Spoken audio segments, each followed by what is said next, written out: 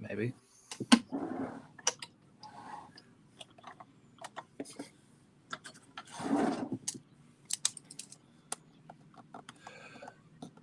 The Dream 3 podcast, season number 2 underway. Today we're talking about the Chicago sports card shows.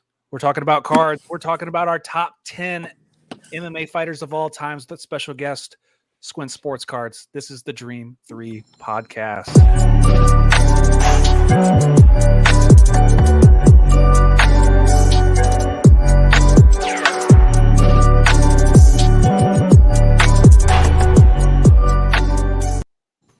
Back in your life. Little intro. This is our new intro. Welcome to season 2, episode number 30. Bringing back a good friend of the sports card world and show, SquintsSportsCards, aka Justin. Justin, welcome back, and thanks for being on, man. Yeah, thanks for having me back. I'm excited to be back. Cool. We got a lot to talk about, a lot to get done today. First off, Justin, you went to the Chicago Sports Cards show last weekend. A little different than the Nationals, but kind of tell us, what you saw, what was going down, how was the crowd, how was the atmosphere? Yeah, so I just attended on Saturday. It was an all-day trip. It was a really good time. I was there for about 5.5 hours. The atmosphere is really good. It was noticeably smaller than the National, of course. But with that, I felt like there's a lot more conversation, right? People weren't trying to just get the best deal that they could. There's a lot of conversation about, what's going to be the next big card for any sport. One thing I did want to notice with that is there wasn't a ton of MJ. There wasn't a ton of Tiger. So a lot of the nicer cards that have pretty good value and have gone up, I didn't see a lot of that, even though there were big players there. So it's pretty interesting to see a lot of that stuff was in hiding. I asked a couple of the guys that are on Instagram, like, hey, where's the LeBron at? And they all were like, hey, it's not for sale right now. So really? Pretty interesting stuff. Dude, the market's so down. Yeah.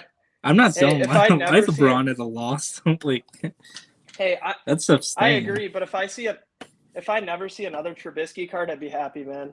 There's so many Mitchell Trubisky cards there. The news just broke.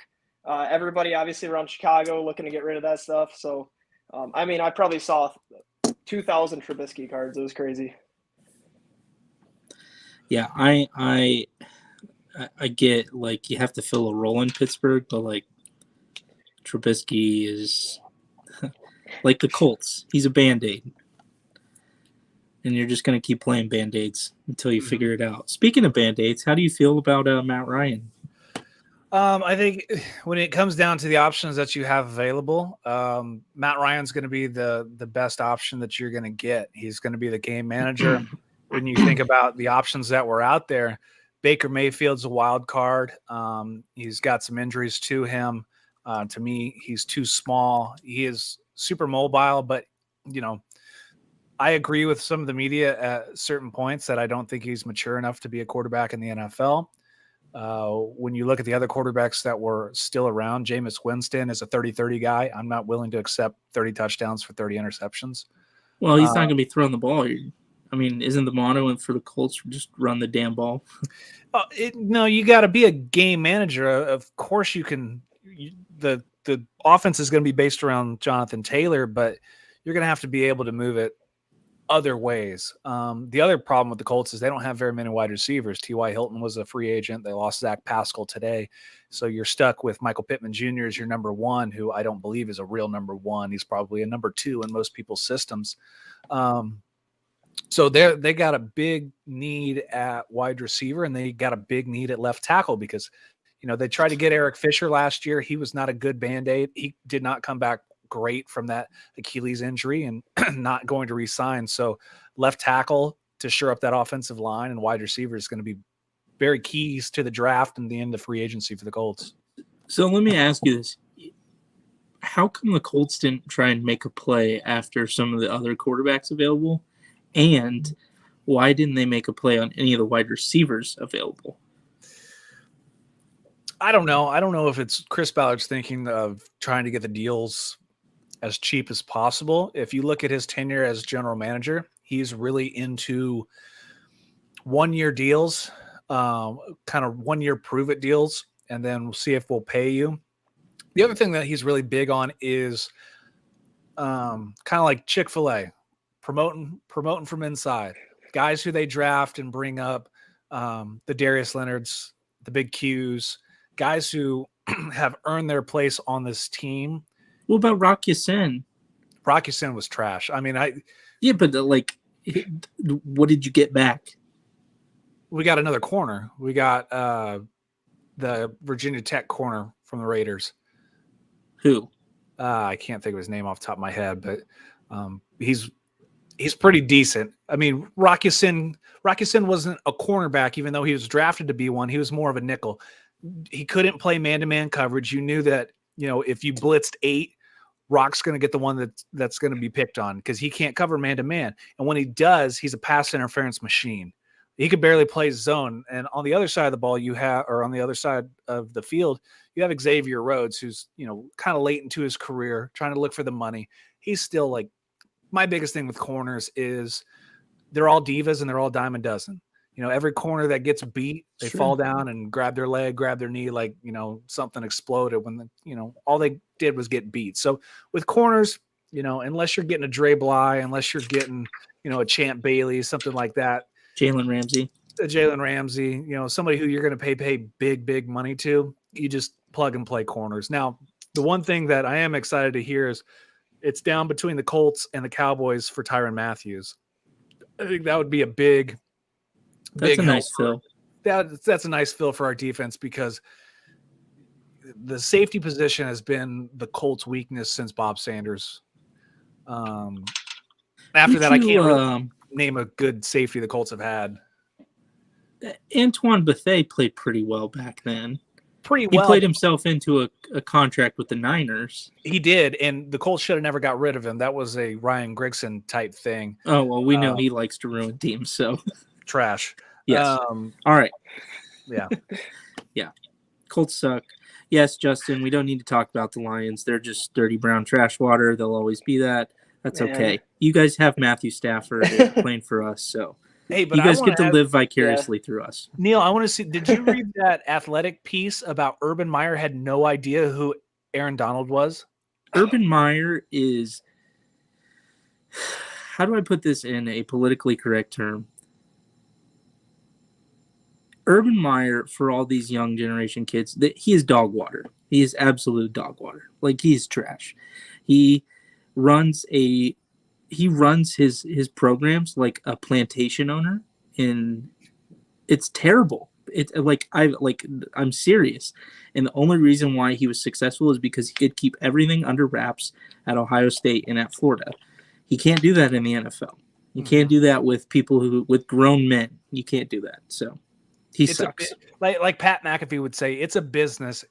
You're not in college. You can play that super authoritative dictator that, I'm going to rip your scholarship and, you'll never play for this school again. In the NFL, it's a business. These dudes don't give a damn about you. They're out there to get their money. And especially when you're Urban and you're like a 1-year lease guy and you have Trevor Lawrence and Trevor Lawrence is complaining about you. Yeah, you're going to get the big ugly axe. You're trash. For sure. Get out. Yeah, absolutely. For sure. Yeah. So where does Baker Mayfield go? Are you thinking about it? Like, it's got to be Seattle, don't you think? Yeah, I would think, right? There's no other place. Justin, you want Baker up in Detroit? Or are you still satisfied with Jared Goff for now? No. One more year of pain with Jared Goff and then get somebody else. I'm trying to think where else he could possibly land. First. Atlanta's going to need a quarterback. They signed Marcus Mariota. I actually don't like. I do not mind that. Well, the either the head coach or the OC was Marcus's quarterback or OC coach in Oregon. No, it's Tennessee? the Titans. Yeah. Hmm. Dugenet's got a good point. What about Baker to the Panthers? Sure. Send him down to Carolina. I don't I care. mean, Sam Darnold needs to go. Hey, that's where all 2018 quarterbacks go to die. Carolina Very true. Panthers. That's a fact. Sam Darnold, Baker Mayfield. There it is. That is a fact. So going on in the card market right now. So trying to figure out, NFL free agency's picking up. That's the one thing that baseball has lost during this time. Baseball's with their lockout. Look how much press the NFL has gotten. NFL free agency this year has been the craziest NFL free agency I've ever. And it's just think about if baseball would actually, have kicked off on time, not in the lockout, not in stuff like that. Like baseball cards are kind of super flatlining or dipping, where the NFL market's still fire hot. Oh yeah, for sure. I don't see any reason why it wouldn't be. Justin, what do you think? Yeah, so I actually saw somebody posted an Instagram story in regards to this, and with all the coverage with the trade, the trades, the combine and everything, they're like, even though the NFL season's pretty short, there's enough publicity and it's enough of there's so much social media around it. It's almost like that buy window or that market window gets extended beyond just the season. And I think we're seeing that right now. Do you think, and we've talked about this, I think the NFL is like driving the card market. Like it was basketball 2 years ago. It's the NFL now. I think the biggest sport in the United States, the NFL, it should have a little more pump in the card market. It really should. It should have more respect because it makes that much money. So many people pay attention to it. I think it does drive the market now. If football's in, other things probably are going to pick up, Mm-hmm. Right now, it's kind of like I'm not going to lie, people are paying attention more to football than they probably are to basketball. Yeah. I kind of firmly believe that. Well, I don't see people posting about it. Yeah. Do you think part of that, Neil, is, basketball, such a long season, and the regular season really doesn't matter, right? We're seeing 50-point games after 50-point games. You see it for a day, and then the next day it's somebody else dropping 50, where the NFL, every game matters. Yeah. So. It might be, but I'll see maybe one or two posts where someone's like, I want this guy just dropped 50 points. Show me his cards for $500. Mm-hmm. But the next three posts after that are Joe Burrow, Mahomes, Herbert. Joe Burrow, Mahomes, Herbert. Yep. Let me find Russell Wilson, Lamar, and Matt Ryan now. People are I feel like the NFL continues to drive the market at this point with everything going on in free agency. That's a good point, Neil, because anytime a big free agent signing happened, if you look at MySlabs, the first 50 cards are Russell Wilson rookie cards or Trubisky cards Deshaun Watson, Matt from MySlabs said there's 50 Deshaun Watsons listed within an hour. Oh yeah, for sure. And sold. Yeah, for sure. Yeah. So yeah. I agree with you. I think the NFL is driving the market. I also agree with Justin. Long season. You could say the same thing with baseball. Nobody really cares until the playoffs happen. You can say the same thing about hockey. All great sports, but the idea in the market, I think, is a little bit different. Especially football. Every game matters. There's only 17 of them, not including preseason. So if you're really riding that market train, it is a week-to-week high-low dump where, if I bought that Fernando Tatis rookie refractor, I could sit on that thing till the cows come home and see what it does. Where if it's, a football player, it could be, case in point, Baker Mayfield got the rookie Prism auto out of 25. I've been sitting on that thing forever, and it's worth dog water now. So pennies to what you originally had it at. We might give it away on the podcast. That's how the season's over. Didn't you pull it out of a $5 hanger pack or something? I was in Epping, New Hampshire racing, and the hotel we were staying at across the street was a comic book and card store. So I walked across the street and went in there, and it was old, dirty place, low lights, just a bunch of stuff spread out everywhere. Comic book place. And I'm looking through the comics, and behind the counter they had mega boxes, and it was 2017. So that's the when Saquon and Emmitt Smith were on the Prism boxes. That was 18. 18. Yep. So, and I texted you about it. Yeah, because you told me that there was a 2017 Prism box there for like $250. And I asked if you wanted me to buy it for you. I said yes, and I just missed it. I missed the opportunity. Missed it, and then I bought a hanger, or bought a couple hangers and some other stuff.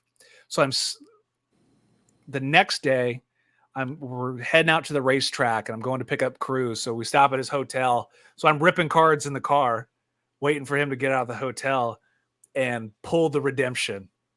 And I was like, at the time, like Baker's, number one pick, hottest thing. I'm like, holy shit, have to look it up. It's out of 25. Sent it to PSA, gets a 9. Not like it was really worth much anyway. And now just been sitting on it waiting. Well, I think when you got it back, wasn't it worth like $2,000 or $3,000 at the time? Like people were paying pretty close to that. People were paying pretty decent for it. The problem was it wasn't the Prism auto; it was the Prism penmanship, which doesn't drive as much. Yep. So still could people were still paying $1,000 for the card raw, but now I couldn't give the thing away if I tried. I've been trying to sell that thing for 2 years. Still haven't been able to give it away. Gosh, Justin, when's the last time you opened up a hobby box or a pack of cards? Oh, man. So I've actually never opened a hobby box other than joining breaks, like when COVID first hit. So everything was just too expensive at that point. Nope, I was always a retail guy. I'll tell you what, just tell me when your birthday is, and I'm just going to buy you some kind of UFC hobby box, and you just rip it. God, remember January when we could afford cases? I know. I bought that case of Prism hockey for like $1,000, and I haven't seen a single case since. I bought cases of immaculate football and impeccable football, and just that was when cases were like $1,500. Yeah, I remember that. Nutty. Oh, the good old days. I had 10 boxes of 1819 Prism retail boxes, and I got them for $143 a box, and then I ended up selling like 2 months later for like $180 a box, and I thought I was rolling in the money. Yeah, sold those too early. Yeah. So staying on cards. So if people follow, Justin on Instagram, you see a lot of UFC content coming from you. You're really picking up in the UFC card market. Tell me kind of why is that special to you, and kind of why are you starting to push your focus that way? Yeah, so I'm actually pretty new to following the UFC. Over COVID or quarantine, it was the only live sports, right? With Abu Dhabi and the Apex kind of coming along, I kind of got into it. And then I started, over the last year, started looking at some of the cards. And the UFC cards specifically are really new, right? 2009 was the first year that anything licensed came out. And I kind of took the same mentality I did from the basketball and the footballs. I'm looking to pick up like the GOATs, numbered stuff, low pop, on-card autographs, gold, anything gold. So I kind of took that mentality into UFC. And some of the stuff is incredibly cheap, right? Like Dominic Cruz, incredibly cheap. Daniel Cormier, incredibly cheap. Everybody's kind of looking right now that is collecting UFC at the Immaculate, at Chronicles, at Prism. And it's just people don't understand how few good cards there were with UFC, right? It was probably 2 years straight from like 2009 to 2011 where there was not a single on-card autograph. Everything was paper stock. If you tried to grade any of those raw now, you'll maybe get an 8.5 from PSA. So that kind of shifted my focus to like 2011 Finest. And if you guys do follow me, I've posted a couple big cards for me. John Jones, we'll get to kind of the rankings later, but definitely my favorite fighter. And I've always kind of looked to pick up his stuff. So with that 2011 Finest set, right, it went from sticker autographs, it went from paper cardstock, it went to shiny cards with action photos with the first ever on-card autographs. So to me, that's kind of like a grail set. So I've kind of shifted my focus to that kind of stuff. A lot of the MMA Facebook groups is where I pick up those cards. You can't just find them on eBay. They're stashed in a lot of people's collection that don't even realize what they're worth. So that's kind of led me to that. And my pickups at Chicago actually were two pretty big cards. They're both 101s of John Jones.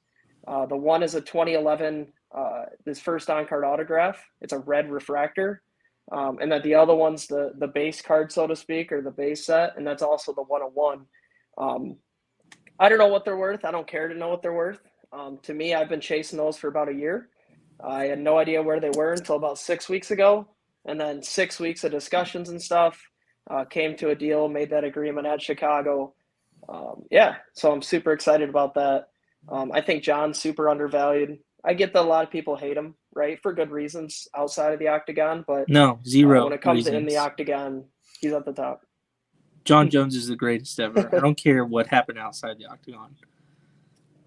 If you're that good, you have to have some narcissism about you. Especially in a sport where you beat people's faces in. Right. I think, Neil, it's kind of that, like, I wish from John's perspective, even let's say he's still, outside the octagon has issues, right? I think it's that, like, fake kind of like Christian, like, nice guy persona he continues to try to show. People see him as fake, right? I think Rashad Evans is one of the first ones to call him that before they fought back in the day. And it kind of stuck, right? Everybody fought in a lot of the press, Daniel Cormier, all these guys kind of brought those things up. I wish John kind of took that villain role, kind of like a Tyson type attitude, instead of this, like, just caught in his own narcissism. Yeah, no, I'm with you on that. There has to be a villain. I agree. I think he should have embraced that a little more. Probably would have made me fall more in love with him. So yeah, I mean, if he fights Francis, I mean, that's good guy versus bad guy right there. That's agreed. Yeah, I mean, we're giving away too much good stuff before getting into the top 10. I mean, we can sit here and make matchups and make fights all day. We might as well just get into the top 10. What do you think, Neil? Yeah, let's do it. I mean, Justin, we got a lot to get through. You are the guest. We will let you start first with your number 10 pick of your top 10 MMA fighters of all time. Yeah. So number 10, I've got Daniel DC Cormier at number 10. So I threw him at number 10. I'll kind of explain. Wow, you guys both are. Well, see, Caleb, this is why he's new to UFC. So we'll let him defend him. So we'll give him a little bit of a pass. Yeah. Okay. Let me. I'll just kind of explain. So, Daniel. I think for me it was dominating at. I don't want to say dominating, but I think that jump between light heavyweight and heavyweight. That's a significant jump to do. To hold belts at both. It's not just going up. A lower weight class. Pretty big jump. I think I didn't have him higher on the list, just because losing 2 out of 3 to Stipe, losing twice to John, even if one was called a no contest. But other than that, I think I wish we would have seen more of kind of a prolonged run, but I think that's what you get out of the heavyweights. Wrestling was unmatched in terms of heavyweights, but he never was at the top, right? He was kind of that next guy, that question mark. If you look at some of the odds against John, I was pretty surprised how even it was for both those fights compared to some of other John's fighters.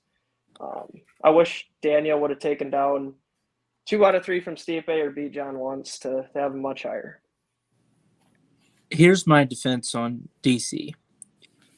It is really hard to do that many fights when you're fat, and I'm just speaking from personal experience. Being fat and getting into shape is really hard to do. So, yeah, but there's a difference between being fat and being old. You got to think about also what his body went through going through the Olympic trials, being a wrestler for so long. Like, it's not like most of these guys like Francis who come out of the sand mines and train in France for a couple of years and then, you know, are genetically gifted athletes. Okay. Caleb, Fedor. Okay. How old is Fedor? Like 80 now? Probably. And he's still trying to beat people up?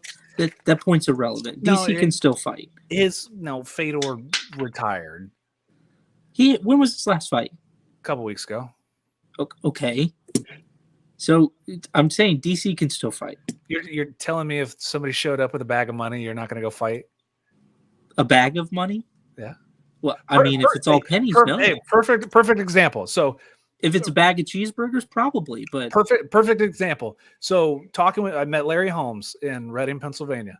Larry Holmes said he was retired for 2 years, doing nothing.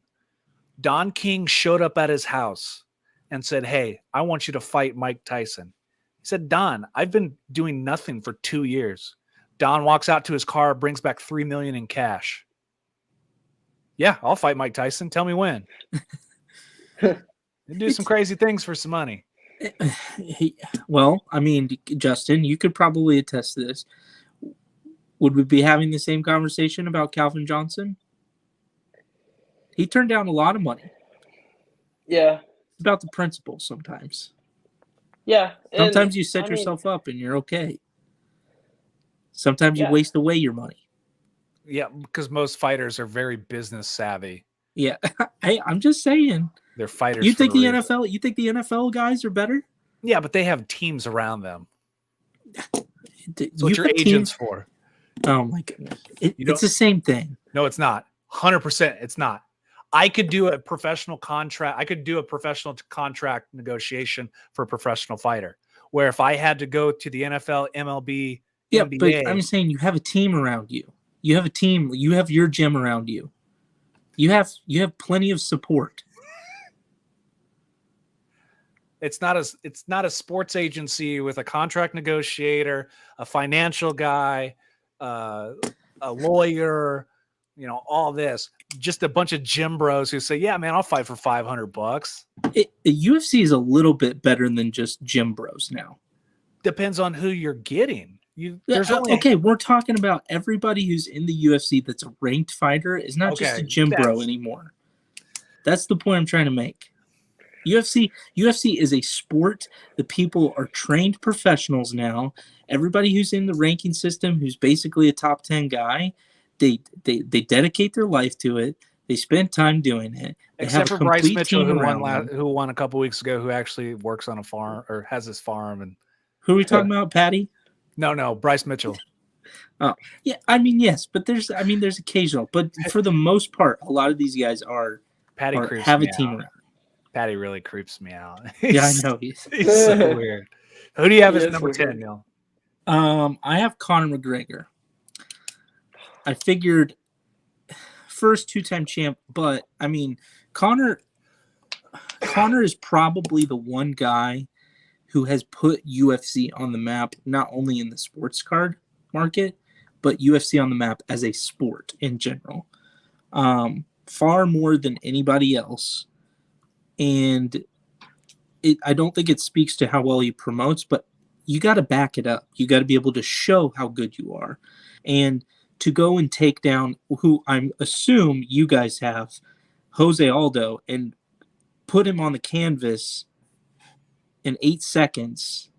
Was it 8 or 13? I can't remember. 8 seconds? 13 seconds. 13 seconds. So put him out cold on the canvas in 13 seconds. Oh, by the way, I like your sweatshirt, Caleb. Yeah, very cute. Hey. He took the time, he trained, and he built everything up that is himself, but he also went out there and performed it, did the job. And from a striking standpoint, I mean, he could strike with anybody as long as they're not, Francis Ngannou. So, I mean, he could strike with people that are 2 weight classes above him. And I think from a standpoint of how talented he was as a striker, I think that's what makes him one of the greatest of all time. First 2-time champ. There's something to be said about that. Nonetheless, he's number 10. Okay, number 10. Neil, let me ask you 2 questions real quick. So, how can you have somebody in the top 10 that's never defended a belt? And we're talking Connor about could mixed have defended the belt 15 times if he wanted to. The problem is he had people like Habich running around trying to avoid him until they could catch him at the right moment. Okay? Connor could have defended the belt, but let's be honest, Connor was more at that point, Connor was more worried about the fame. He could have went out, he could have beat Dos Anjos, he could have beat whoever else, he could have defended his title. But like once he got both championships, it was kind of like the pinnacle of UFC. So I mean, it's the same thing with John Jones. Once you clean out the division, same thing with GSP Anderson. So once you clean out the division, you kind of just take time off. It happens. Same thing with Amanda Nunes. Right. It's the same thing. So, what was your other question? My other question was, do you think if Connor today, let's say, if it was, let's say he's starting his title run 5 years later than what he did, do you think he'd still get by with all the wrestlers in the divisions with relying on his hands? So are we talking nobody knows about who Conor McGregor is? I just, when I think of mixed martial artists, I just don't see Conor anywhere close to the rest of these guys in the top 10 in terms of complete display of mixed martial arts. I'd have to go through my top 10. But here's what I'm going to say to that. Yeah. If you were to say you put Conor McGregor now as starting his title run, at this point in his career when he was making the title run, nobody got to the point where they were taking him down. And when they did take him down, he got up quick enough to where all he could do was go back to his strikes, and then he would just run people down. Mm-hmm. Yeah, but go ahead, Caleb. So if you're talking about wrestling, he only fought one wrestler. He fought Chad Mendez. Yeah. That was it. His other fights, Diego Brandao, Max Holloway, which was a young Max Holloway, young Poirier, Dennis Seaver, Aldo, Diaz, Eddie Alvarez. There's no wrestlers on that besides Chad Mendez. Yeah, I'm just saying if you don't know who the guy is and there's not enough tape because he's just knocking kids out left and right, it's hard to tell what he's going to be on the ground. Unless you know something inside. But that's probably why. I mean, yeah, it very well could have been where you bring in a wrestler and the wrestler takes him down and lays on top of him for 3 rounds, 5 rounds, and then he gets beat. But it's what we know about Conor now. He wouldn't work at his technical skill level. He's past his time because people know what his weaknesses are. That's why he needs to go train with Darren Till and Chimaev. Yeah. Yes. He needs to join the 3 ninjas. Yes. So Conor is probably the most skilled striker, I would say, in my top 10. Well, maybe. Definitely top 5. Probably top 3. Maybe number 1. I'd have to really think about that. But, I mean, think about it, though. Was there one guy who you were more scared to stand up with?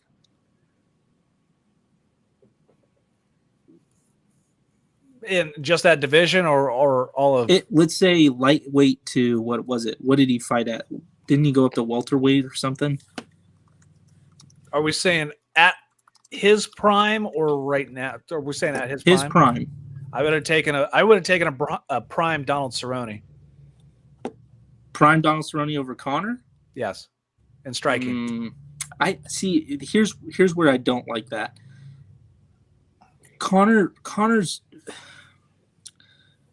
like in the way of Anderson. Conor was very skilled at counterpunching and finding the timing. Like his timing was impeccable, and I think that's one reason why he was so skilled, was he understood the flow and the timing of everybody else he was fighting against. I think he did his homework better than everybody. And I think when we get into this, there's other fighters who, when they did their homework, they were just unmatchable. And I think that's one thing that he did standing up as a striker. He was unmatchable. So he's number 10. He's number 10. He's number 10. All right, number 10 on my list. The Demolition Man, Alistair Overeem. Oh God. We're talking mixed martial arts. We're not talking UFC. We're talking mixed martial arts. If you think of Alistair Overeem, he won a title in every promotion except for the UFC. Dream, Pride, Strike Force. Fight the best of the best from light heavyweight to heavyweight. Now, was he on steroids? 100%. I like my fighters juiced to the gills. But he had 67 fights, 47 wins, 25 by knockouts, 19 losses. You know, he's a Dutch kickboxer. You're either going to get knocked out or you're going to knock somebody out. You can't tell me in the world of Dutch kickboxing and kickboxing in general, there was someone more dominant than Alistair Overeem. If you could go down the highlight list of knockouts in Pride, and even, you know, when he got to the UFC, who didn't think he was going to run through Brock Lesnar? The only chance Brock had was to put both hands around his waist. But Alistair, being 6'5", 265 pounds of shreddy wop, like, you're not stopping that. Straight. You know what would be really fun? Mm. Prime Alistair versus Prime Francis Ngannou. Just the sheer power. It would be. I would pay so much money to see that fight. I would fly out to Vegas for that fight. You can go through. So he started his career in '99 as a light heavyweight, and he was super skinny, moving himself up and up in the division. But he's fought the who's who of mixed martial arts. You know, Big Nog, Shogun, Mauricio, Little Nog, Mark Hunt, Gary Goodrich. Yeah. Uh-oh. All right. There he is. He's back. Yeah, my internet's struggling tonight, guys. Burger King internet. That's right. Go. Hey, Yes, you need to it upgrade is. to that McDonald's internet. Just go steal McDonald's internet, man. So he once, you know, he got into his UFC run, you know, you fight some different competition. Now, do I agree that his competition and later in Pride, Dream, stuff like that wasn't as good as the UFC, because you run into like Bigfoot Silva, Travis Brown, Ben Rothwell, you know, different level of guys. He's a blue belt in jiu-jitsu. He won ADCC at the 98 kilogram weight in like 2005. So, but stand-up fighting, you know, he's still fighting into his career. He's in his 40s. And even though his chin has been tested, he was beating Stipe. He was pretty much beating Francis until he got hit with a wild uppercut. He was beating Curtis Blades and got knocked out. He was beating Biggie Boy until the last 3 seconds of the fight. So it's one of those, he either wins them all or he goes out on his shield. And you know what? He's back in the gym and back fighting a couple months later. So to me, he's old school because I'm encompassing all of mixed martial arts. I put Alistair Overeem at number 10. Do you think his kickboxing career holds more weight than his MMA career? No, because I think what holds the most weight is fighting in Pride. I think the K1 was okay, but by then he'd already established a name from Pride. I know. What kills me, and it's gonna kill probably something on my list. I have a tough time, even though these guys that fought in Pride and fought overseas, in Strike Force, WC, all these guys. If you can't come over to the UFC knowing that the best talent was over there, and you do it after your prime, it hurts you a little bit. He fought Chuck Liddell over in Pride. I understand, but like prime Chuck Liddell was after that, though. Well, Chuck knocked him out in Pride. Yeah, but you understand what I'm saying? Like there's something to be said about coming over to Then the you're biggest not stage. you're not gonna like the rest of my list then. I probably won't, but I think that's probably because you're kind of a vintage guy anyway. But that's my thing. It's hard to get, we're saying new versus old, a prime Alistar versus, a prime Stipe, not old Alistar versus prime Stipe. Like, to me, I think a prime Stipe and a prime Alistair is probably going to a rubber match. It's going 3 matches, and I don't know who wins that one. Yeah. But I'll start over. Number 10. All right, Justin, number 9. Number 9, I'd Stipe. So greatest heavyweight of all time, right?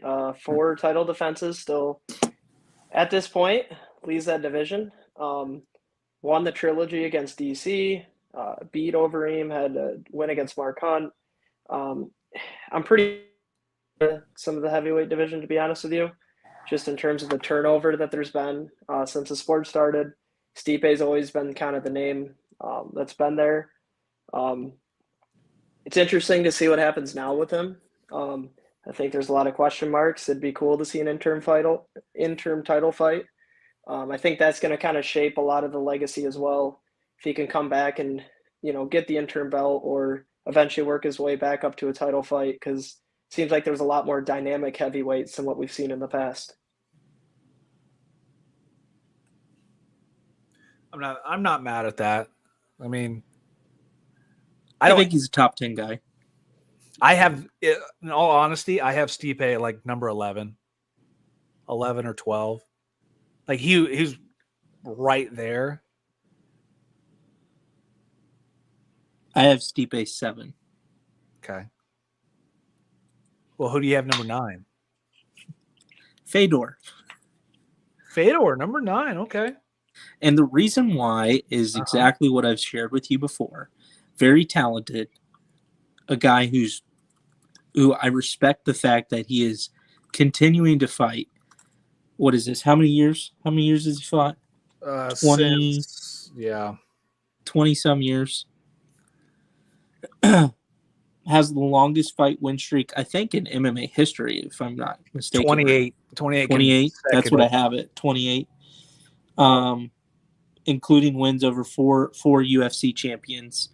Where Fedor gets me, though, is the inconsistencies at the tail end of his career. When he starts to fight some of the former UFC guys. And he loses some, he wins some, he loses some. And it's kind of like, what would you have been if you would have just went to the UFC, challenged yourself? Would you have made it? Would you have not? I don't know. But that's kind of like saying, what would OJ be if he didn't, start to become an idiot? That's a tough argument to make. Are you saying that just because you fight primer guys in the later stages of your career, you're not as great? So you could say Mike Tyson fighting Lennox Lewis and getting smoked by him and Evander Holyfield. Tyson's not as great? Here's the comparison. Are you the greatest coach of all time if you win 1,000 college basketball games and D1 AA basketball? There's no such thing as D1 AA basketball. It's all Division whatever. 1. It's all Division 1. Just FYI. If you're playing if you're winning 1,000 games playing in the Division 2. Yeah, Division 2. Or if you're playing in one of those, what's the NCAA tournament school games? Like, are you the greatest coach of all time because you have 1,000 wins? No.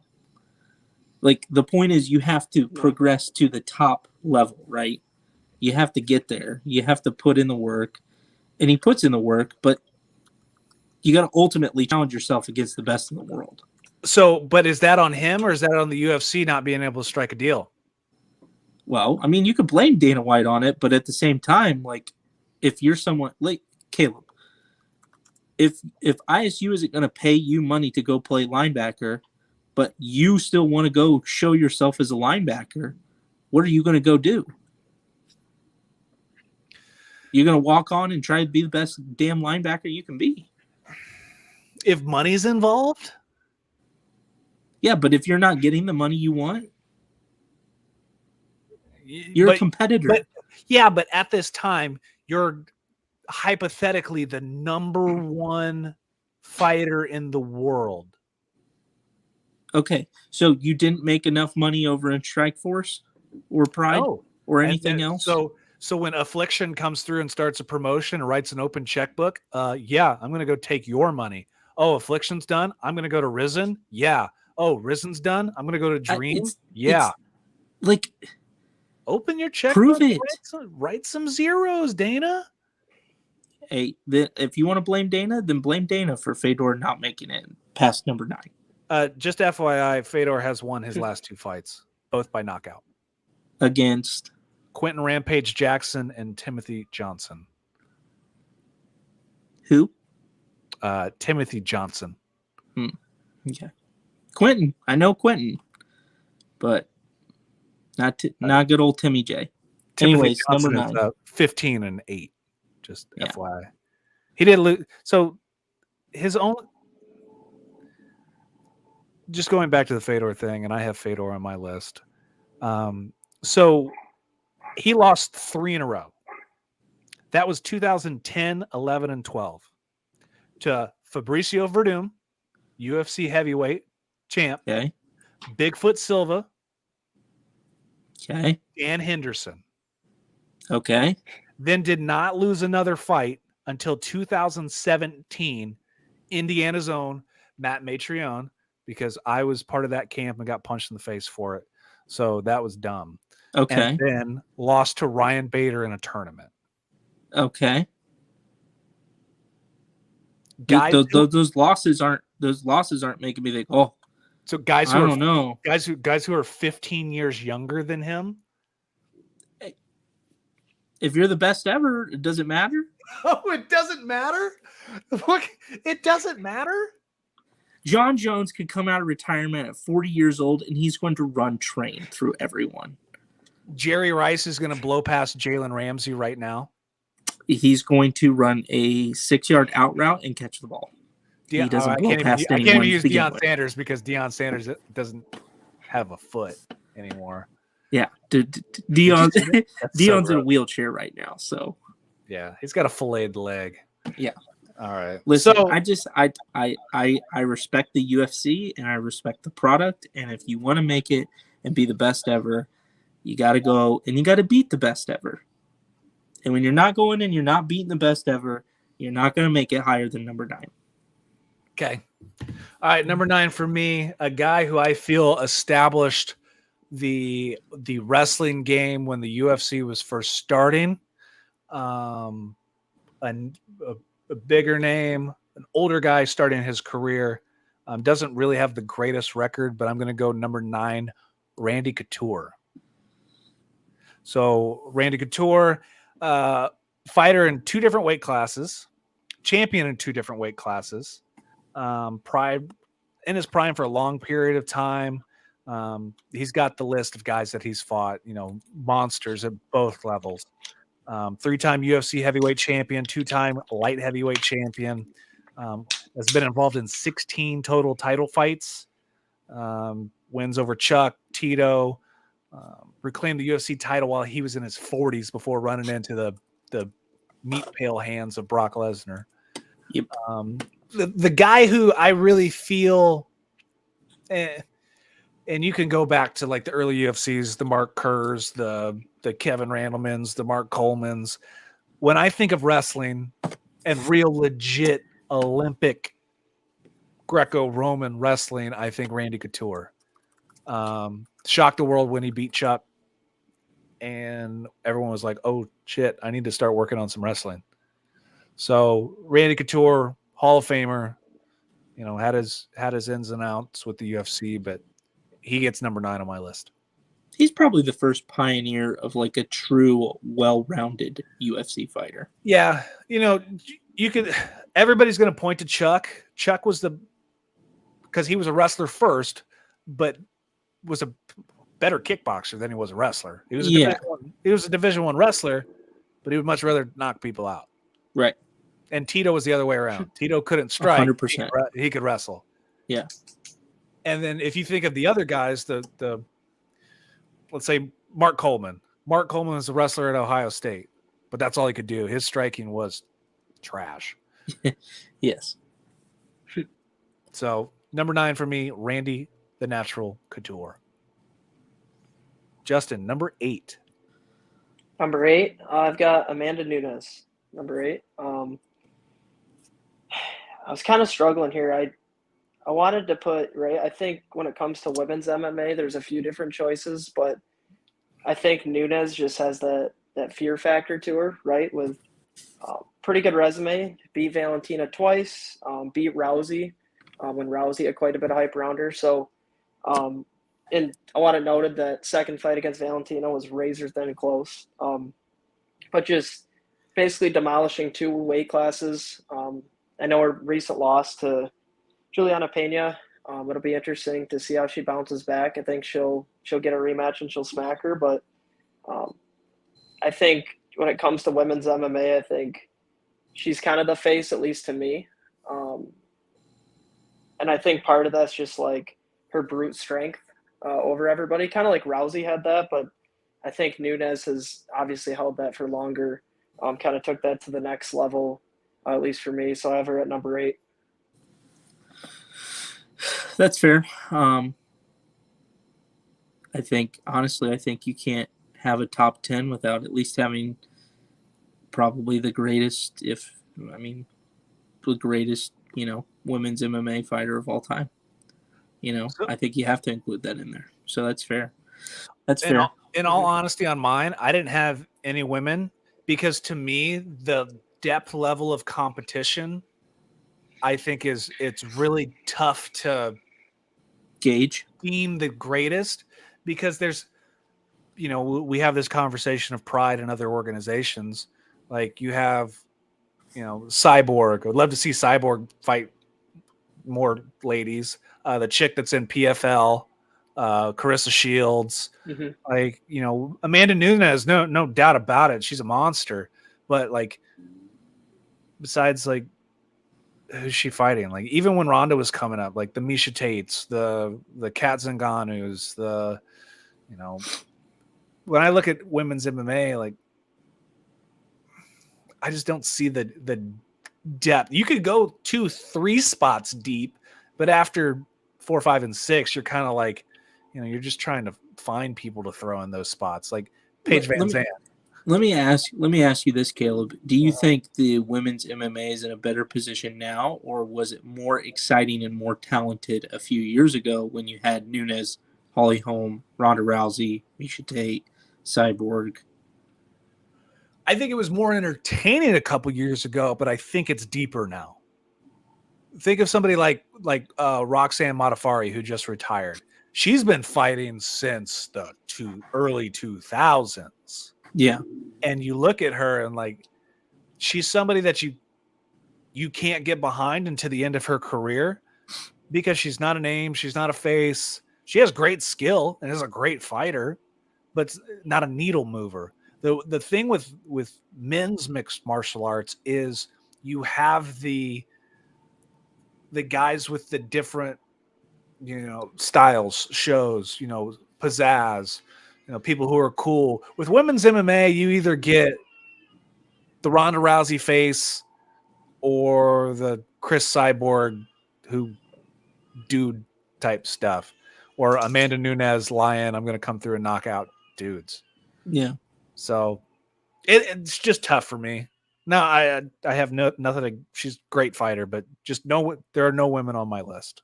I'm just going to say that. Yeah. Justin and his Burger King internet. Uh-oh. Needs to upgrade. Need to switch to Spectrum. Well, I'll do number 8. I'm sure he'll be able to figure out who I chose at number 8. I talk about him all the time to Justin and you. I have Habib at number 8. You have who? Habib. Habib. The reason why I have him at number 8 is, like, I get it. You have very good wins. Conor McGregor, Dustin Poirier, Justin Gaethje, Rafael Dos Anjos. But you stopped. You had the chance to continue to just wipe a division clean over and over again and do what some of the guys who are higher on the list could already have done. And you could have done that, and you chose to retire. When it's all said and done, which it is now, that's all you get. Like, that's all you have. So it's kind of like, where do you stack up? Well, you only stack up as far as you were able to go, and then you just stopped. So you had great wins, but in the end, like, you got to show the title defenses. You got to clean house on a division. You got to clean house again on the division a second time. Maybe try and bump up. Maybe try and bump down. Maybe clean out another division. Show that you are worthy of a higher spot on the list. Don't get me wrong, you're a top 10 guy all time, but at number 8, you got to show me what some other people have done who are more accomplished than you are. And yes, you're a great wrestler, but maybe there's somebody out there who has decent enough wrestling and has better striking who just catches you, and that's all it takes. That's the sad part with MMA. All it takes is one punch. We all know that. Yeah. So my thing with Khabib is, and Khabib is on my list, to me, even though he does not have the greatest record to back it up. I mean, he's 29-0, but greatest UFC record. But my thing is, I believe he started a movement. How many Dagestani people did you know before Khabib? True, but is greatness your wins and losses, or is greatness what you do for the sport? You think about the Pro Football Hall of Fame. Is it just because of your stats, or is it because of what you do for the game? Well, I mean, in that case, or do we need to talk about John Jones and what he did outside the sport? Because there was nothing good that he did outside the sport other than just kick people in the face and choke people out. What? John Jones brought eyeballs. He was the first athlete to be sponsored by a major shoe company. Yes, but that only lasted until they found him with he white blew powdery that deal, stuff all over his nose, Hey, which was usually by Tuesday. We all make bad decisions. Like, what's a little Colombian Bam Bam in the morning? Hey, I'm not arguing that. Don't get me wrong. I mean, all right, number 8. Oh, go ahead. I was just gonna say, don't get me wrong on that, but I'm not gonna say, oh, he's a higher up on the list because now I have a bunch of Russian Muslims that, like, cool, like, but that doesn't do anything for me. A bunch of Russians that are cleaning out each division. I mean, that's great. You've established something, but, like, is it the fact that you are the greatest of all time, or is it just that you've put together a new tactic of being able to beat people? It ebbs and flows. I mean, we all thought Conor McGregor was going to clean house for the next 10 years, but that didn't work out when someone found out, oh, all I have to do is lay on top of him and punch him in the face for 5 rounds. Well, it's like Shemaev. Like, he's been in the ring, what, less than a minute, 3 fights? I mean, but Conor brought Irish people. Like, everybody was all about the new Irish people coming out. For sure. But that's it's kind of a new thing. Like, it's the new thing coming out. It's a European martial arts has never been great, popular. The only person European fighter besides Michael Bisping, name one. Where are you talking, like Conor McGregor after Conor McGregor and Michael Bisping? Yeah, somewhere besides Bisping or McGregor, name me a good European fighter. Alistair. Was Fedor. Gustafsson Fedor. European? Fedor's Russian. He's not Hey, European. that's in Europe. There is a sliver of Russia in Europe. Was Not anymore. Gustafsson European, Caleb? Yeah, Yes, Gustafsson's he's European. Swedish. All right, well, now we know that Caleb's point is wrong. Let's move on. All right. Number 8, the Iceman, Chuck Liddell. I like it. That's fun. 2-time Fight of the Night winner, 2-time Knockout of the Night winner, UFC Hall of Famer, 4 title defenses. Chuck Liddell was once the most dominant light heavyweight of all time. Old school fans will obviously remember him forever. When you think of people who start watching the UFC, you think of Chuck Liddell. There's no other ins and outs. The Chuck Tito rivalry was one of the greatest to watch. So, and I went to the last one when they were both way super old, and it felt really, really wrong. And I met both of those guys, and it still felt really, really wrong. But he beat a prime Vitor Belfort. Like, that dude would fight he went to Japan, and Pride stacked the tournament against him, and he knocked out Alistair. Towards the end of the career, it was super sad. Like a strong breeze would knock him over. But, Chuck, legendary status. It all changed after the Quentin knockout. But the early UFCs, the UFC 40s, 50s, 60s, man, he was knocking out like Babalu. Man, anybody you can name. Dude's been in the ring with, and tough. So 21-9. Again, what's he done for the sport? How him and Tito basically made the UFC survive. So that was the rough patch of UFC. Oh yeah, they were what, $41 million in debt. Yeah, that was the rough patch, and they made that thing survive. So number 8, and it wasn't far after that you had right around that time. That was the Stephan Bonner, Forrest Griffin fight. Probably the greatest UFC fight ever. All right, Justin, number 7.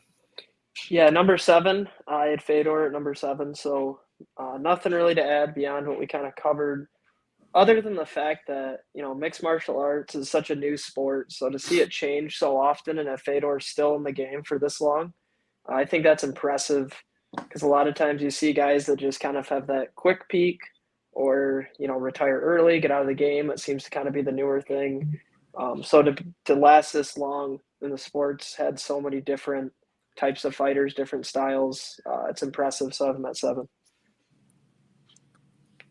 I like it.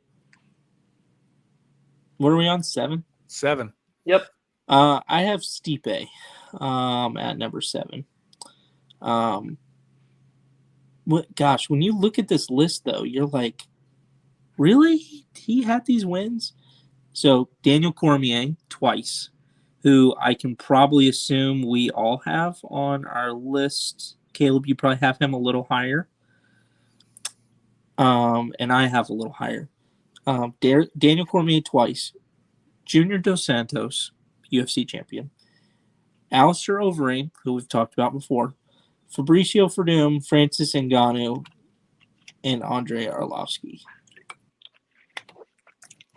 And he's a full-time firefighter, so he's not training full-time. In Cleveland, of all places. Yeah, Chris Blevins, who trains at our gym, a dirty brown trash water of a city. Yeah. Is a full-time firefighter, so it's not like he's in the gym 12 hours a day. Like, he does his firefighting duties and then goes to the gym. Yep. He's out there saving people's lives. Most consecutive heavyweight title defenses in UFC history at 3. Granted, UFC is kind of a revolving, or the heavyweight division is kind of a revolving door. He's been the most stable, if that makes sense. The most stable at the top of his game, which I think shows, and everybody loves a heavyweight, just like boxing. Everybody loves a heavyweight fight. Everybody wants to see big giants knock people out and make their head spin. So, Stipe, number 7. Number 7. You knew he was going to make the list for me sometime, someplace. Who do you think it is, Neil? Right leg hospital, left kick cemetery. My man.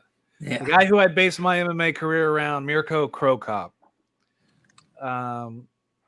Mirko was an all-around fighter, an all-around striker, but little known that he was a black belt in jiu-jitsu and had some of the best counter wrestling in the history of mixed martial arts.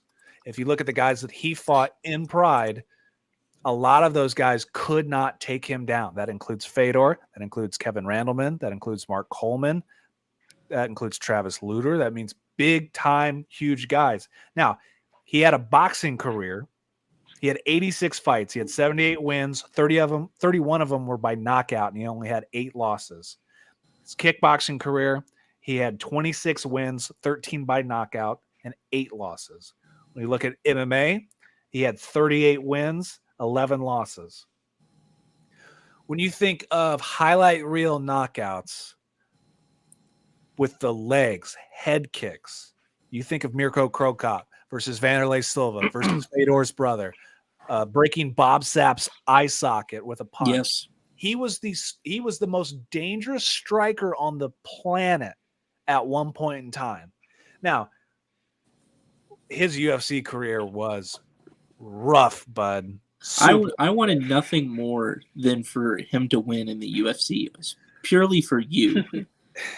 And the whole damn Gabriel Gonzaga thing, like Gonzaga was basically a setup fight. So when he got to the UFC, he fought Eddie Sanchez, who was a garbage can. And then the winner between Gonzaga and Cro Cop was going to fight for the title.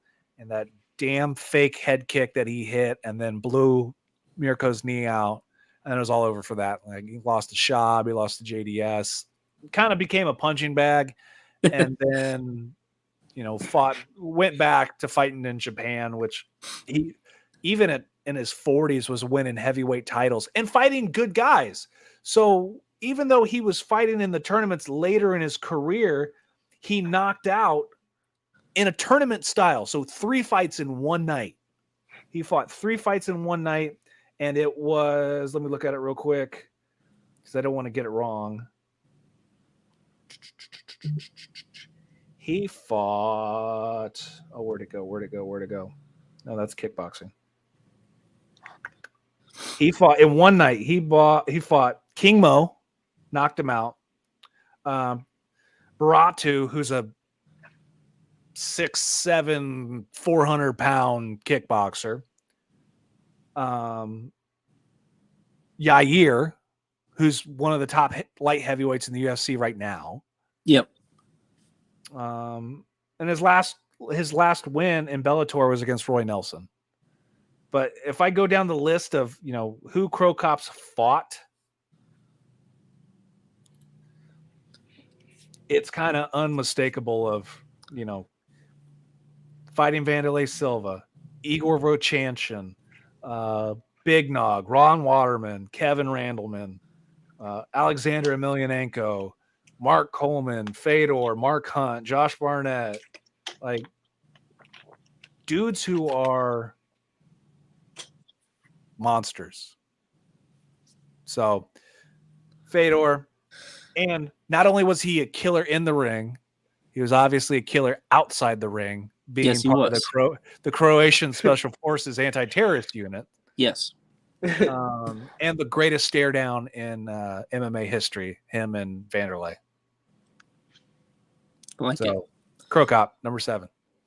I knew you'd sneak him in there.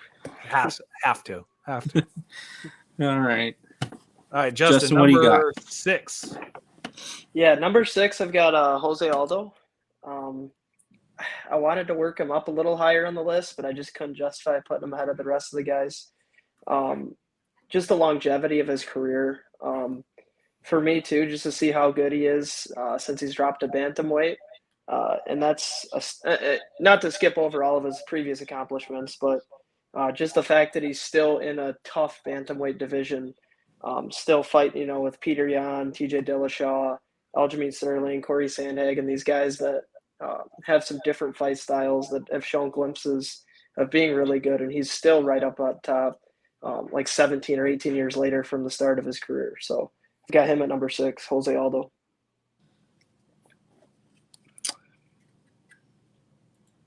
I was debating putting Jose Aldo in, but I think what really killed it for me personally was he basically went full Ronda Rousey after he got knocked out by Conor. Like, it took him a while to get back to who he was. And I wished he wouldn't. I wish he kind of just would have kind of got back on the train, but I think it really got to him when Conor just brutally knocked him out. And I think it just shook him just kind of to who he was, and it made it tough to really like see the true Jose Aldo that we used to watch and love, who dominated every single guy. He lost that fight before they even got in the cage. I know. Conor got in his head, and yeah, and that was the true beginning of Conor. Yep, it was. That's part of Conor's greatness. Someone who could trash talk his way into beating every single guy. So no, I respect it. I respect Jose also. So which is better? UFC Jose Aldo or WEC Jose Aldo? WEC. It was before. Yeah. WEC. So that's why, honestly, I didn't have Jose on my list. I didn't either. To me, I thought his career was better in the WEC, even though he's still fighting now and winning. I love WEC Jose Aldo way, way, way, way better. Yep. But I also am not a huge, anything lower than middleweight. To me, it's kind of sometimes tough to watch. It's so I in my job, I watched wrestling. The most skilled and technical wrestlers are always the lower weight division classes. Usually those guys are the most developed at their age, and they're the most skilled and talented. As you go up the rankings of weight classes, usually in wrestling, they're not as skilled. Obviously, it's a little bit in college, but I'm talking in high school level.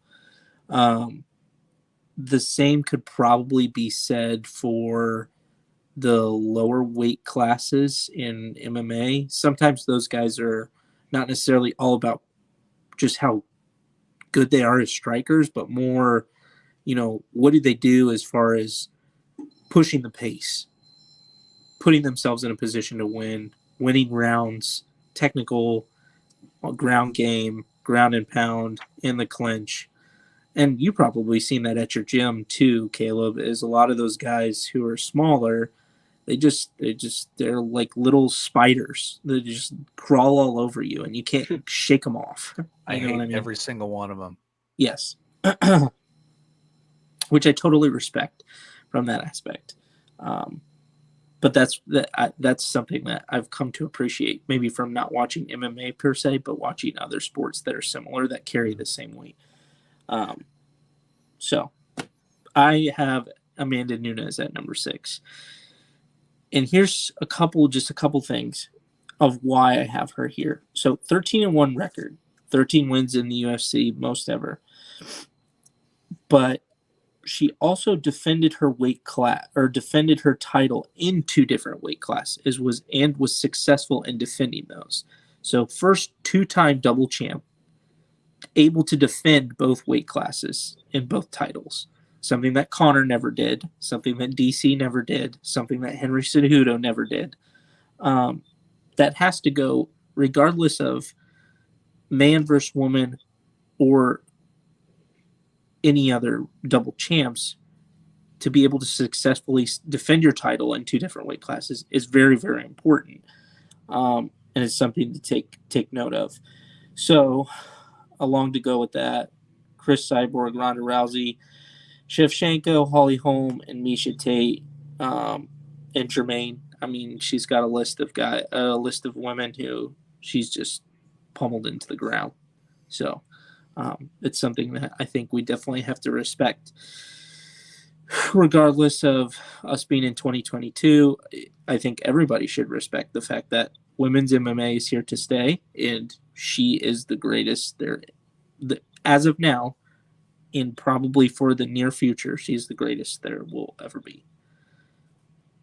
So, Cyborg number 6, or Amanda Nunes number 6. Cyborg number Not 6. Cyborg. Out of the Cyborg blue. was considered for a long time. Cyborg was considered the greatest of all time until Amanda Nunes put her in her place. Yeah. So, yeah. Number 6, I have Fedor. Obviously never fought in the UFC, but like you said, Neil, 28 consecutive wins. And you look at the record of wins or the style, like knocking out Heath Herring, knocking out Big Nog, Gary Goodrich, submitting Mark Coleman, submitting Kevin Randleman, taking Crow Cop to decision, fighting Hungman Choi, sleeping Andre Arlovsky, yes. Pedro Rizzo, Fabiano Maldonado, Frank Mir, Chael. The thing with Fedor was he was the Russian Mike Tyson. He had that quick twitch fiber that it was really hard to time and see when he was going to throw because of how fast he was. That was one thing that was super interesting when I was training with Matt getting ready for that fight. The film was you could not find when Fedor would let you know right when he was going to throw. You couldn't see. He never gave a movement. He never gave a twitch, because normally if I'm standing there fighting, I'm watching the center of your chest. Your chest is going to flex when you get ready to throw one of your punches. And Fedor, you would never be able to see it. So when Matt knocked him out, they threw the same punch at the exact same time, and it was a 50-50 chance. They both got knocked down. Matt was the first one to get up and finish it. I wish Fedor would have fought in the UFC. The monster numbers that would have been, but I can't take away what he did for MMA in general, being that mystique, not really doing interviews, media, but that mystique that everybody had of Fedor, greatest of all time, biased, obviously didn't fight in the UFC. One of the best knockouts of all time was Brett Rogers getting smoked right after coming. Did he get arrested before or after that for beating his kids? But got blasted, and it was one of the greatest knockouts of all time. So Fedor, number 6. Just number 5. Who you got? Yeah, number 5, I've got Khabib. Talked about him earlier. He's lower on Neil's list. The other thing to add is obviously it's, to never bleed on the mat, to never really experience real damage in a sport where the goal is to inflict damage on your opponent. I think it's just unique, and how you value that, right, with such a short career is going to be different for everybody. I really wish he'd come out and, fight some of the better wrestlers. Obviously, Charles Oliveira. I think that'd be super fun for Khabib to kind of show himself as the GOAT wrestler, which I think a lot of people believe. But it'd be nice for him to show it again. Kind of like, I don't want to jump ahead of myself, but like GSP came back and beat Michael Bisping. That did a lot to his legacy. I think Khabib has that chance to kind of get to that perfect 30-0 for a professional record as well. So, but for now, I've got him at number 5. Who do you think the perfect fight is for Khabib to go out 30-0 on top, fighting this one guy? GSP. Yes. GSP he's probably still doing his fantastic gymnastics in his Canadian gym. Yeah.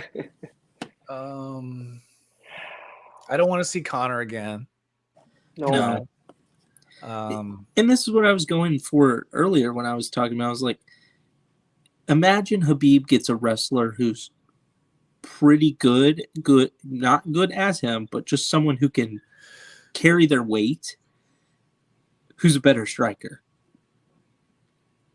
what does that do?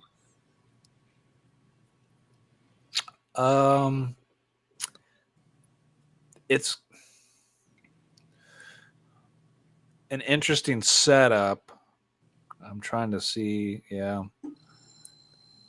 There's nobody on the current roster that I can see that would really give him a shot. My only thought that I would like to see again is Justin Gaethje.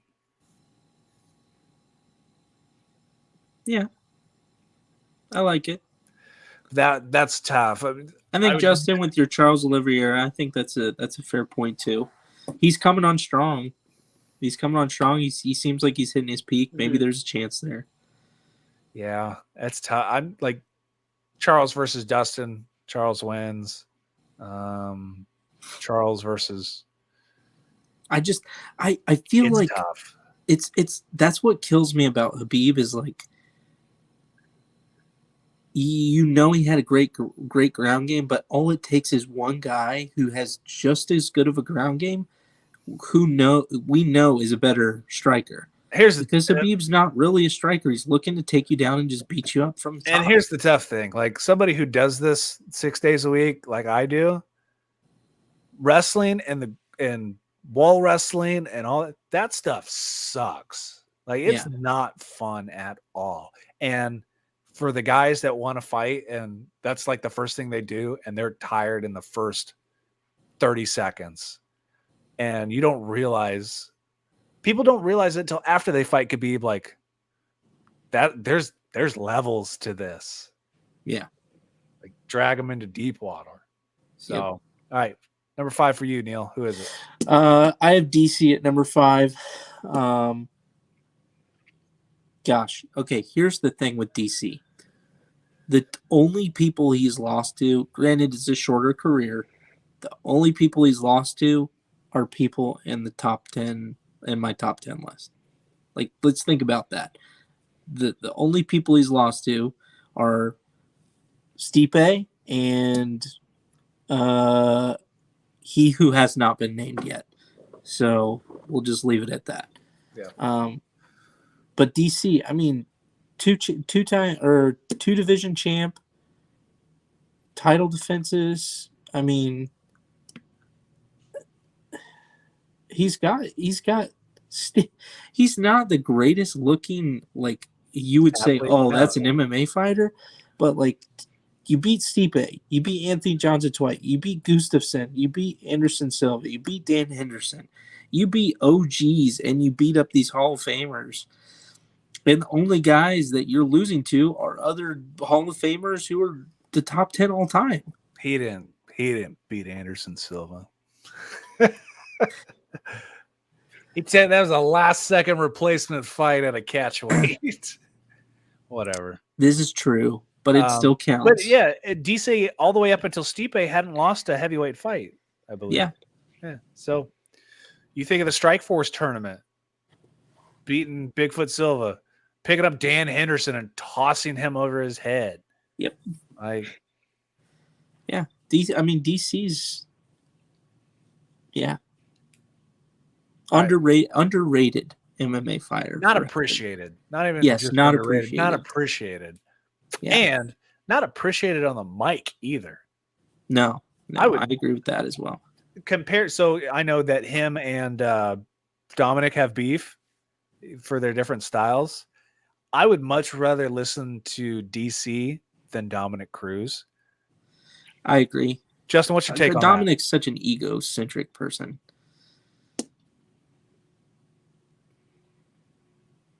Uh-oh. Am I frozen? Who's frozen? Justin, you hear us? Yes. Yep. Sorry. My internet is rough. That's all good. So in the DC, remind me not to move to Michigan now. Yeah, in the DC Dominic Cruz I'm kind of out in the boonies. Yeah, again, remind me not to move to Michigan now. Yeah. So, like, preferably, like, when listening to a fight, do you prefer DC's type of way of commentating, or do you like, Dominic's very very technical with his commentating. Justin, go ahead. I think needs to be a balance. I think DC brings the energy, but he doesn't have the substance. I like when Dominic Cruz brings in the technicality behind it. A lot of the things that even MMA fans don't understand, right, with some of the more advanced moves. I think sometimes they both go overboard with things, though.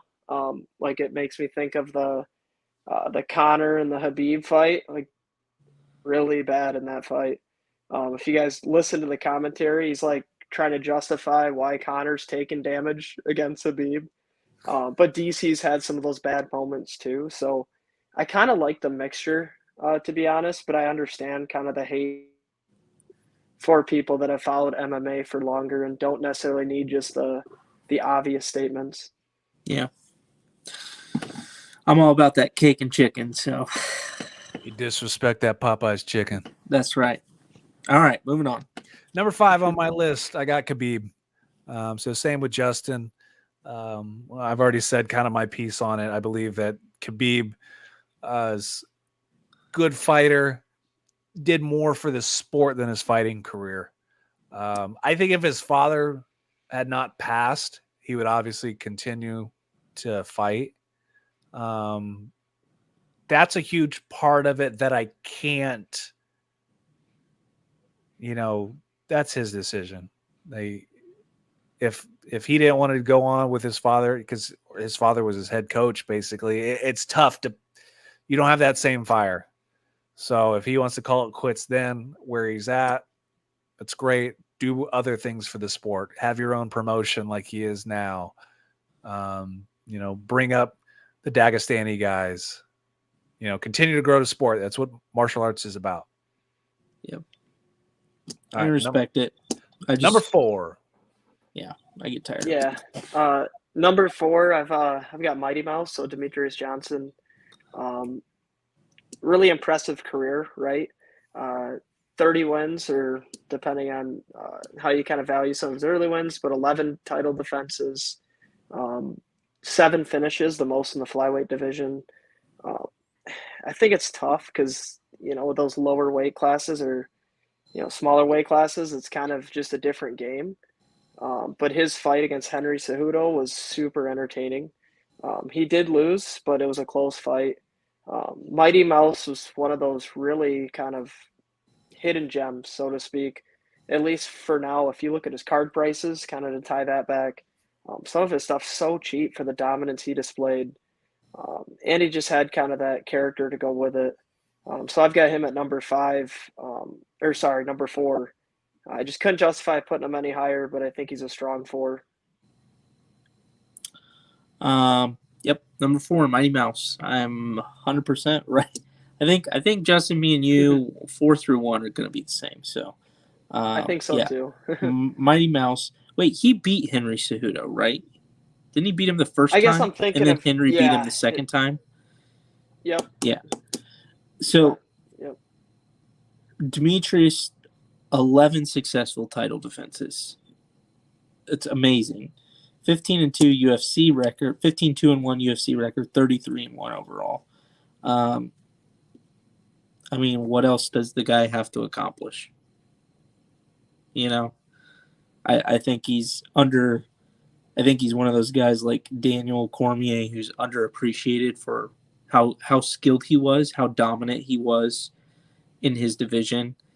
Now, maybe the cool thing now is to kind of transition in between, like to the next division up or next division down, depending on who you are. But I think he very well could have done that in his time frame, in his generation. He very well could have done that and probably been successful in making a title run at a different division as well. So, Mighty Mouse at number 4. I think that's completely fair. Very, very, very, very, very good MMA fighter. Number 4 for me, I got DC. So I think just his run through the heavyweight division, when you think about his early fights, obviously no one was really keen on DC until the Strikeforce heavyweight tournament. After that, all eyes on him. You know, he comes to the UFC. He runs massive ruck shot over everybody. You know, he was a striker, or he was a wrestler that could strike, like legitly strike. Like he had some hands because he had some weight behind his punches too. That's right. Probably Cake and chicken, man. Yeah, one of the most dominant guys to come out of AKA. There's not much left to be said. We've talked about him a bunch, but I gotta go DC number 4. One thing about that, Caleb, didn't he lose to Stipe his last 2 fights? His last 2 fights, yes, absolutely. To me, I felt like DC was still in his prime. He's maybe not in his prime, but he's still the ability to keep going, and to lose twice to Stipe, I just couldn't justify putting him ahead of Stipe personally when Stipe stayed in the heavyweight division where there is more turnover. That's kind of why I had DC at 10. Think about it though, Justin. Heavyweight wasn't DC's division. Light heavy was DC's best division. Being the heavy guy in the lighter division, that's where he was most successful, and that's why nobody could stop him. I mean, you have the wrestling, you have the grappling, and then you throw in the striking in a lighter division. It becomes very tough. It's when he stepped up to the next division, it's always going to be tougher. It's the same thing with Conor McGregor. It's the same thing with Henry Cejudo. Once you step up, you go to that next division. It's much, much, much tougher to be able to be successful at that. And to me, and I'll wait till Justin's Burger King internet gets back on going. Do I need to go find him a McDonald's? We don't have like any options, man. It's so frustrating. Like I'm gonna have to figure something else out. What do you got? Wow out there? No, we only have we only have CenturyLink, but it's not even like high speed. What the hell is CenturyLink? So we don't have any like type of fiber, any cables ran out here. It's frustrating. Okay, so my only point to losing to Stipe back-to-back twice is I want to think of DC's career as a whole, not just martial arts career. I want to talk about his wrestling career. Dude's been wrestling at the highest level since 1995. The time and toll on his body. He was in his 40s when he fought Stipe the second and third time. Stipe was still in his mid-30s.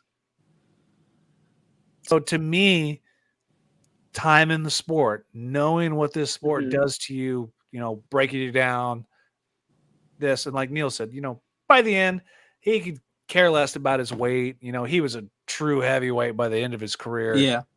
Sponsored by Popeyes, but man. Can we get Popeyes as a sponsor for this show? I will work on that. We got MySlabs. I figured Popeyes is next, right? We're moving on up. So number 4 for me, DC.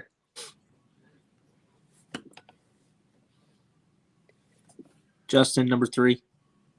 Yeah, number 3. I got to go with Anderson Silva. You could make a case, honestly, for these 3. The last 3 remaining, really in different orders, but for me, Anderson Silva falls in at number 3, just due to kind of him continuing to fight and experiencing those losses. The longevity, I think, is admirable to some extent, but it's one of those points where, people are just trying to add him to kind of put his name on the resume, so to speak, or to kind of get more money because of the name. But during Anderson's heyday, he was an entertainer and he was a great fighter. So he kind of had both going for him. He did have like the PEDs and all that stuff, but who really cares about that stuff, to be honest? Everybody's on PEDs. It doesn't matter. Who hasn't? Yeah. Oh, yeah. Yeah. I've been on it too. It's like everybody on my list except for Khabib. Nate Diaz, everybody's on steroids. Yes. Yep. Make your PP smaller. That was the goal. So might as well I'd just give your 3, 2, 1 because I think we're all in the same. It's just the order is going to be different. Okay. Yeah. GSP at number 2. Really pretty much obviously an incredible career. His 2 losses he did avenge. I do want it noted that there was who was it? There was a close fight Johnny Hendricks he fought, and that was a pretty debatable decision towards the end of his career. So potentially could have been a loss there. But otherwise a pretty flawless career. Great, coming back to fight up and beat Bisping was a really kind of a cap on his legacy. Number one, I've got John Bones Jones, probably to no surprise. I Do we think really John even is, need to talk about John Bones Jones? He's just number we one. really don't. Yeah. He's got no weaknesses, man. I mean, that's other than himself. You know what I mean? To have the length It's not even that a he weakness. does, It doesn't to matter. have- He'll still come back and Yeah. rail anybody. He'll fight DC on 2 weeks' notice on a cocaine bender. It does not Yeah. matter. John Jones is better than anybody. I think too, the one thing that bothers me, right, as a John Jones fanboy is when people say he wasted his career. That drives me nuts because I think his narcissistic tendencies and his drive to be the best with the eye pokes, with the juicing, I don't give a shit, He wanted it more than anybody and he got it. So I think that kind of helped him to some extent over some other guys. I want the names of who said your statement about that. Okay, so Golden, funny enough, Golden Auction House just posted today. I've kind of been looking for my collection for the 2019 Superfractor, the only year John Jones is in Topps Chrome. Weirdly enough, today they post a breaker pulled it like on a live or something, and go look at the comments, right? So all the comments are like, because the Golden called it like the hit of a lifetime. And all the comments are like, who cares, John? This and that. Wasted away his career. his Who wants career. his coke head? If he wasted away look. his career as the greatest fighter of all time, imagine what he would have done then. He didn't waste away his career. Yeah. He pissed away a lot of money in that span of being suspended, but wasted away for his career. No, he could have fought anybody on 2 weeks' notice and beat Gustafson, DC. Oh, yeah. Like, John Jones shows up and he's ready to go. Yeah. Yeah. Snort a line, go out there. He fought Gustafson, rail some untrained. Kids, move on. Yeah. Yeah. Okay, so 3-2-1 Silva GSP John Jones. Yeah, I figured we'd be on the same page, Justin. Silva is my favorite fighter of all time. Personally, I've always liked the Spider. Caleb, you've known this since forever. John Jones, my second favorite of all time once Silva kind of fell off the wagons. But GSP, I mean, there's no denying when you come back from, taking time off and you just come back and just, ho-hum, walk into another title. It cements your legacy. To your point about the Johnny Hendricks fight, we've talked about this plenty of times on MMA. We've talked about this plenty of times just in messages. You don't let the judges take the fight. You win the fight in the rounds. You don't let it go to the scorecard. You let it go to the scorecard, you're going to lose. You got to beat the champion. You can't just do enough to maybe beat him. No, you got to beat him. He got beat up by Johnny Hendricks. I don't know if you were with us, Neil, when we watched that fight. I think I watched it separately, but I remember seeing it. I remember thinking I thought he got robbed too. I thought Johnny Hendricks won, and then the rematch was just a beatdown, and then nobody heard from Johnny Hendricks ever again. Yes, and that's kind of where I'm at on that. Yeah, don't let it get close, and if you're going to make it close, you got to do something extraordinary to make it try and separate yourself. So let me throw mine out there because I'm the only one that's different. I went 3 GSP, 2 Silva, 1 Jones. The reason being is if you were going to fork up the $55 to watch a pay-per-view, did you want to watch the pay-per-view where you thought GSP was going to out-wrestle Patrick Cote or Johnny Hendricks or Dan Hardy? Or did you want to see Anderson Silva front kick Vitor Belfort, Yushin Okami? To me, now there's nothing. However you win the fight is however you win the fight. Not saying GSP was not dominant, but he wasn't exciting. He was bland. He wasn't exciting in his interviews, in the media, in real life, when he fought. He's a true martial artist. I'll give him that. It's all about respect and this and that. But he's popular in Canada. That's about it.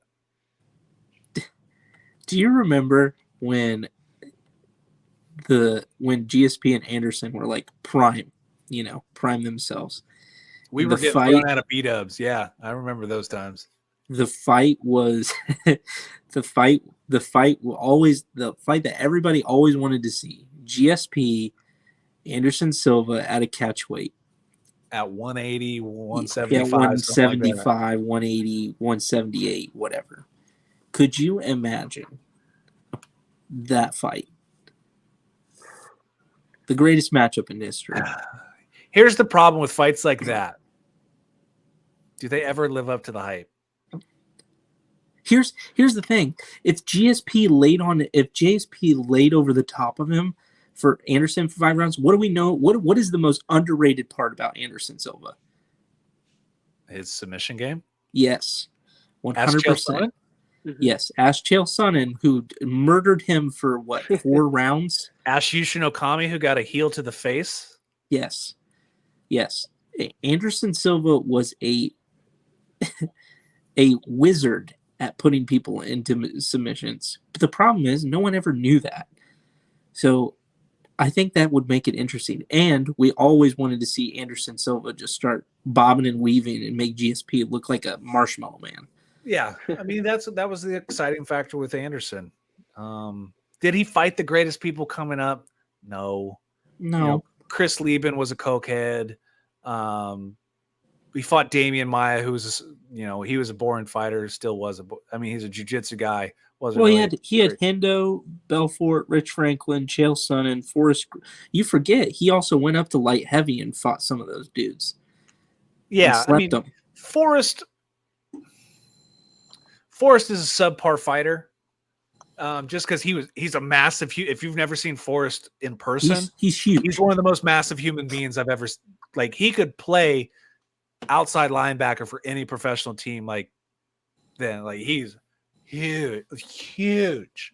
So is Junior Dos Santos. I saw him at UFC 119 in Indianapolis. Massive human being. Yeah. All right, Justin, if you're coming back on this, you got to change your internet somehow. I don't know what you got to do. Buy a new cell tower and put it in your basement. We're all the same with 1, 2, 3, just a little bit in different order. Obviously, John Jones. There's really not much between 2 and 3. So it's tough. It's John Jones, and then the rest of everybody. Yeah. So is there anything else we want to get to? So here's my question. Why do you think the rest of these newbies in the card hobby and these new UFC guys are just forget about John Jones? Do you think it's everything outside of MMA? I think it's too new. And I think, Justin, you can back me up on this. When you added me to the Instagram group and I asked, everybody's favorite how did you get into fighting? How did you get into watching the UFC? Everybody's answer was Conor McGregor. Yep. It was. And I've been watching MMA since the early 2000s. So to me, it's like that newer exposure to people. I've been training and doing it for 15 or so years now. So to kind of see, it was the Conor training. It's like, do these guys know MMA or do they know present day MMA? I think that's it. They know present day. It's like they have. I'm gonna be honest. They have no respect for the true MMA legacy in the history. No respect for it. Absolutely no respect. The first thing I told on the UFC group was everybody needs to go to YouTube, watch Vanderlei Silva versus Quentin Nelson in Pride, where that was the first time I ever thought somebody actually was killed in the ring when Vanderlei kneed Quentin in the face, split him open, and he's just hanging in the ropes like a dead human. You need to see what real MMA fights were. what should be soccer kicks, head stomps should all be legal. Yep. So soccer kicks to the dome. No, it's. So is there anything else we need to cover? I know Justin had some pickups. Or did we already talk about those? Is there anything else with free agency we missed? Free agency, no, nothing huge. We got not some big. I mean, Jameis Winston re-signed with the Saints. Not a huge soccer. So do this. So I've already gone through this in my head. Why do the Rams sign Allen Robinson to that deal? What was his deal? 3 years, $45 million. And then you trade away Robert Woods. I think maybe Robert Woods' knee's not as good as we think. And also, do you think Allen Robinson is the better replacement? Are you going to bring back Odell? He's not going to get any money. It's 2 ACLs. I'm going to tell you right now, with the second ACL on that knee, they're going to have to get a cadaver ACL and put that thing in from a dead body. Who other on the free agent list would you rather pulled as a wide receiver? I would have used the money to pick up a defensive end. Re-sign Von Miller. You won your Super Bowl because you had three guys who could rush the passer, and you had corners to back them up, and you won the Super Bowl because you could block with your wide receivers and your tight ends. But you weren't going to give him a 5-year deal like the Bills were. I wasn't expecting a 5-year deal for Von Miller. Okay, so $15 million a year. So you can't tell me he would sign another 3-year, $15 million deal a year, or 3-year, $16 million a year, $18 million a year? Depending on what the guaranteed money is. Guarantee him everything. It doesn't matter. Depending on what your salary cap is. They're just going to redo contracts so that way they can make it into signing bonuses and it takes less of a salary cap. They do it every year. That's what they're doing with Mahomes every year. I don't know. I think Deshaun getting $230 million fully guaranteed is crazy. A little bit for a guy who's going to be sitting the bench for 6 to 8 games. And that's why they brought in Jacoby Brissett. Jeez. All right. Yeah. All right. I don't know. Right, let's wrap it up here. We got to thank our sponsors. Texted me, said he can't get back in. All right, it's all good. Well, got to thank MySlabs, MySlabs.com. Buy and sell your slabbed cards, slab comic books, sealed wax for 1% or up to, or only, well, let's see, 1%, 3%, 6%. Best place to go. Use MySlabs. Get off of eBay now. Go to MySlabs. Protect your stuff. Use Slab Savers. ProtectYourSlab.com. Use code DREAM3 to get 10% off your order. Graded Card Solutions. If you follow them on Instagram, they got some new products out. Check them out. GradedShip.com. If you use code DREAM15, you're going to get 15% on your order. And then my guys at Nation Golf. If you love cool old school golf clothing, go to nationgolfcompany.com. So good way to kick off season 2. Once again, thank you to Justin, SquintsSportsCards. Follow him on Instagram. He's on Twitter. We got our next, Follow him on Twitter at SquintsDaddy. And we have a guest lined up for next week, which I am excited to talk to.